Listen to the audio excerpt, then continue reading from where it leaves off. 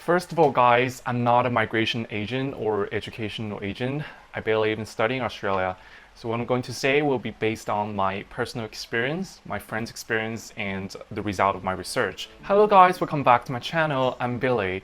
If you're international students who still studying in Australia online, and this video is for you because I like to talk about the options for online students. The biggest question I need to ask you before everything is, what's your plan after your graduation? So if your answer is, okay, I want to go back to my own country to work after graduation, in my case in China, then I don't see a problem continuing studying online full-time. Because a lot of my friends, they're doing a 2-year master's degree and they already finished 1 year. So as long as they finish the course and graduate, they can get a proper job and normal life. There is only one concern. Study full-time online is quite challenging.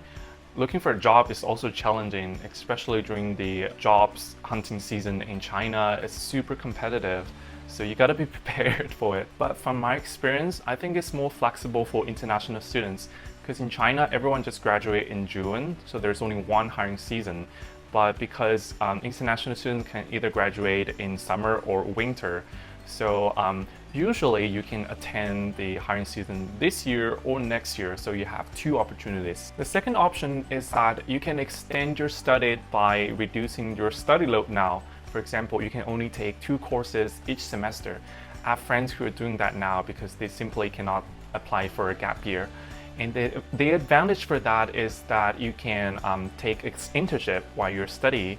And also, because you extend your study, maybe in the future you can actually go to Australia to study on campus and experience the culture. The third option is to take a gap year, but for Chinese students, I don't really recommend doing that because it's quite unusual for our culture. Like most employers would not understand it, and most likely you can only land on a full-time internship that pays you very little. It's not even close to how you will earn if you do the online classes, graduate, and get a proper job. Okay, for the second part of this video, I like to talk to those who like to live and work in Australia after graduation, because online study will affect your visa application. Firstly, let's talk about the temporary graduate visa, Subclass 485.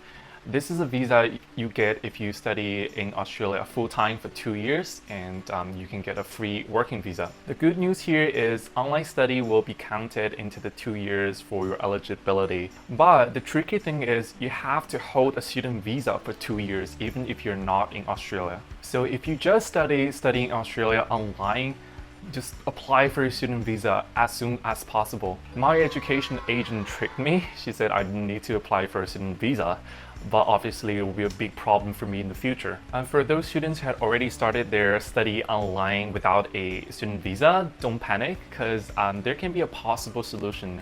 I called the Department of Home Affairs of the Australian government, and they said I can fill up a form called COVID-19 impacted students and ask the school to step it to help us explain our situation. And hopefully that can work in the future because that's the only solution I got so far. Okay, secondly, let's talk about the Skilled Independent Visa Subclass 189 and how your online study will affect your application. So to get the nomination of this visa, you need to get the highest score on the points table based on their assessment. One requirement is that if you meet the Australian study requirement, you can get 5 points. But this needs you to study in Australia for 2 academic years. And you have to stay in Australia for at least 16 months. And this is specifically written in the requirement. Online classes is not counted. Another requirement is that if you study in a regional area in Australia, you could get 5 points. And basically, that means if you study in a city, except for Sydney, Melbourne, and Brisbane, you can get that points. But also you have to study in that regional area, which means online study is not counted. Lastly, online study will also affect your application for the Skilled Nominated Visa Subclass 190. Let's take ACT's policy for an example. In the Canberra's matrix, there is a category which says the length of your residency in ACT.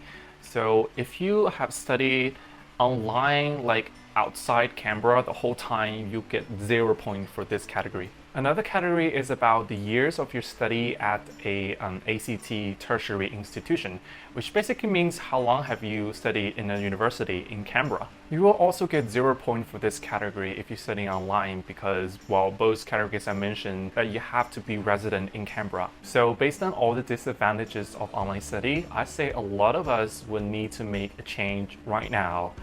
If you're 3-year bachelor students, if you still have time, yeah, you can continue to study, reduce your study load, take a gap year, you're quite flexible.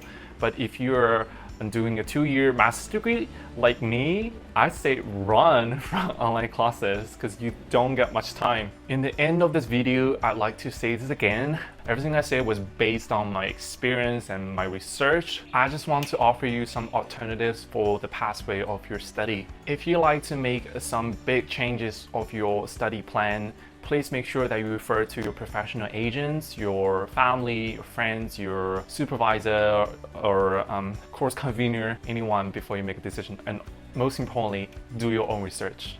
And I hope you like this video, and I hope this video helped you a lot. And I'll see you on the next one. Bye.